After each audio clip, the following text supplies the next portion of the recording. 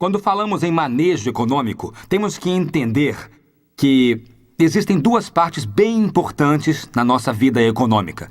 Uma parte se refere ao ser, a outra parte se refere ao fazer. Na parte que trata do ser, temos que ter certas atitudes apropriadas e certas tendências no caráter que nos conduzirão pelo caminho correto, que nos levarão a tomar as decisões corretas. Muitas vezes eu digo às pessoas que o sucesso na vida não é uma montanha. Muitas pessoas pensam que o sucesso é o pináculo, a parte mais alta de uma montanha.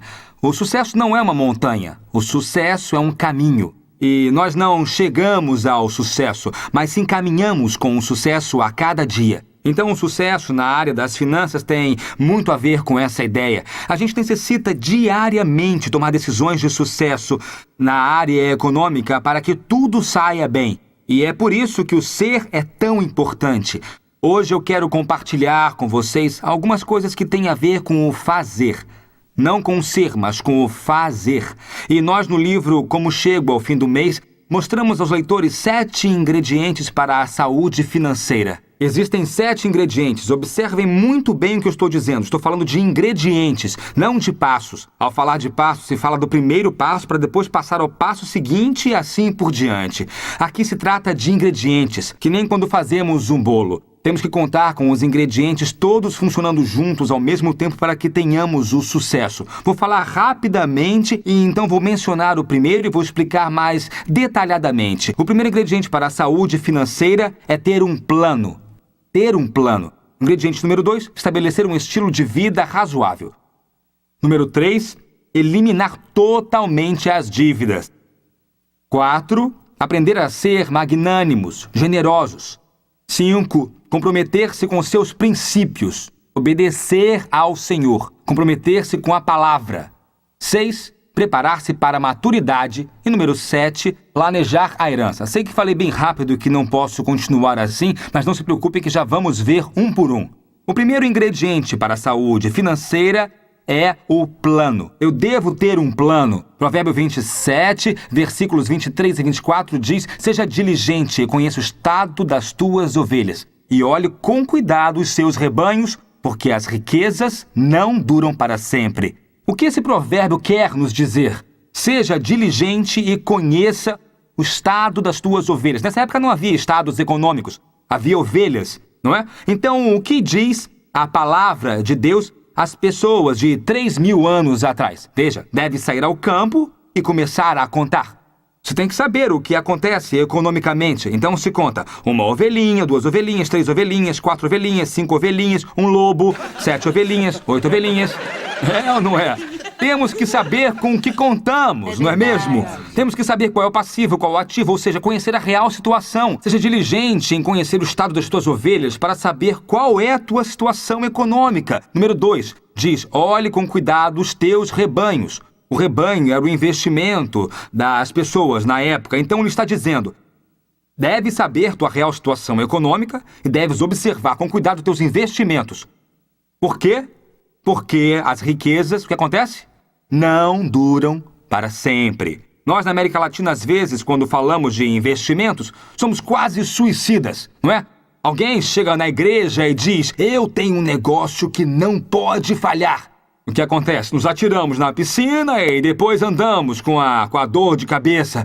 Diz a palavra de Deus: seja cuidadoso com teus investimentos, pois as riquezas não duram para sempre. Então, primeiro deves ter um plano para controlar tuas despesas.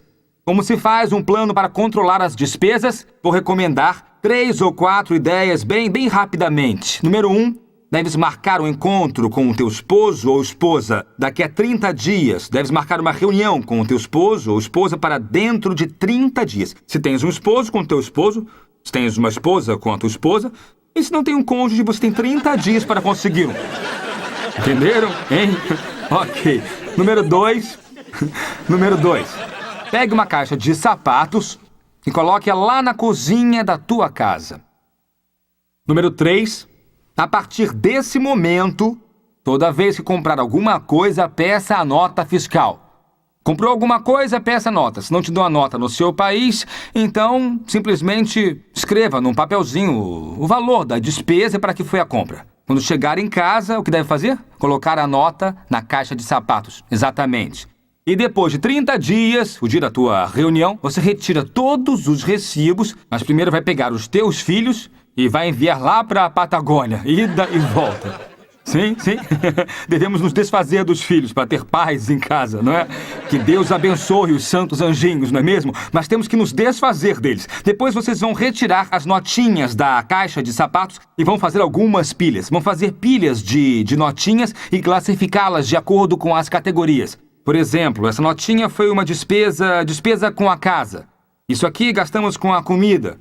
Isso foi para o transporte. Para o carro, para o ônibus, para o trem, entenderam? E isto foi uma despesa que tivemos para a saúde, pois nossa filha adoeceu e nós gastamos com saúde. Então vão separando os diferentes papeizinhos em pilhas diferentes. Depois vocês vão pegar um pedaço de papel e vão escrever num pedaço de papel. Então você vai ter o cuidado de juntar durante um mês as notas e colocá-las na caixa de sapatos. Ao final do mês, vão retirar as notas e vão colocá-las nas pilhas. Vai anotar o que há nestas pilhas.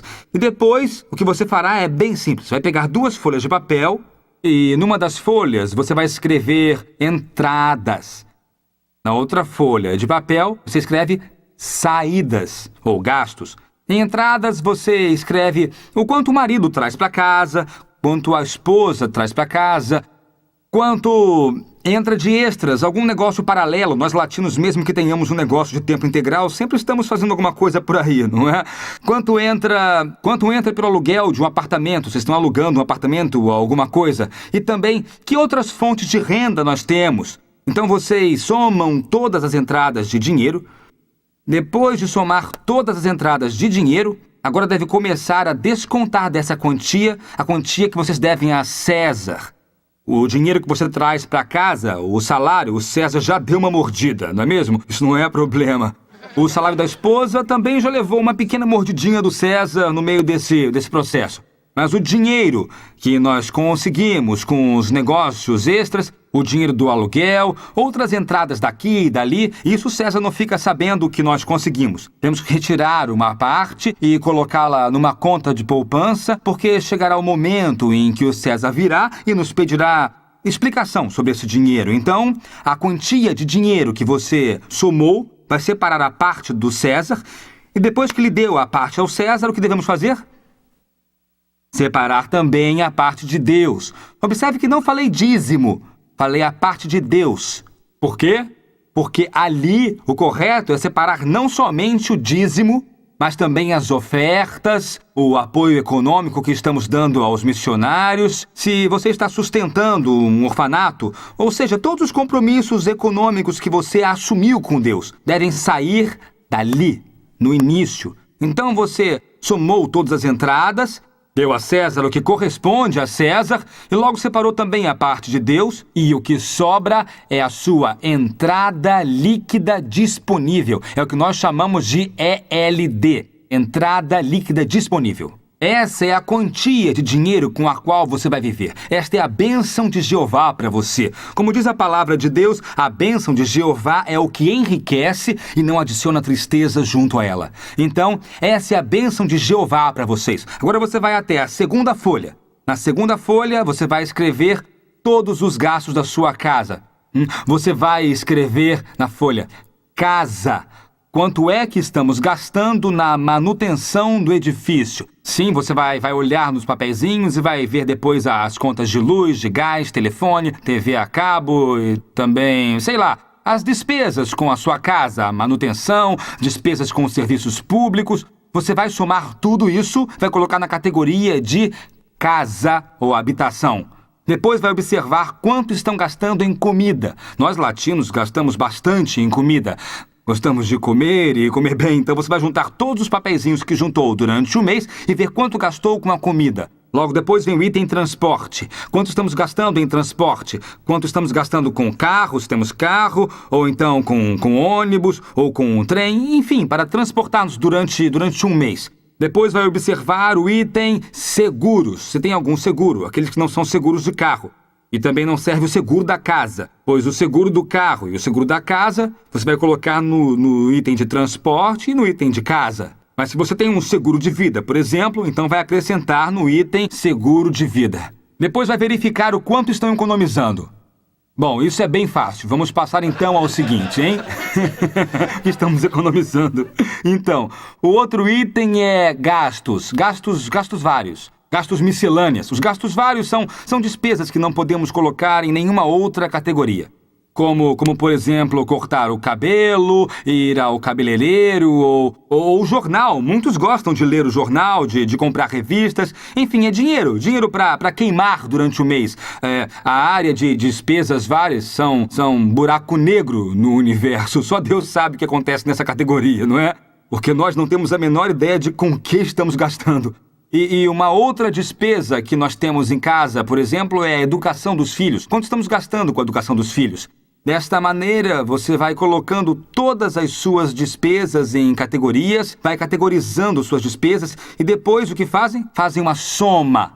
Somam as despesas que vão ter durante o mês e agora que sabe quanto gasta durante o mês, o que é que vocês devem fazer?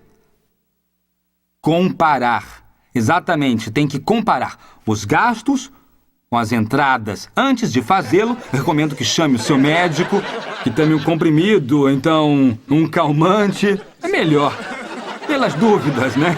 Caso tenha problemas de coração.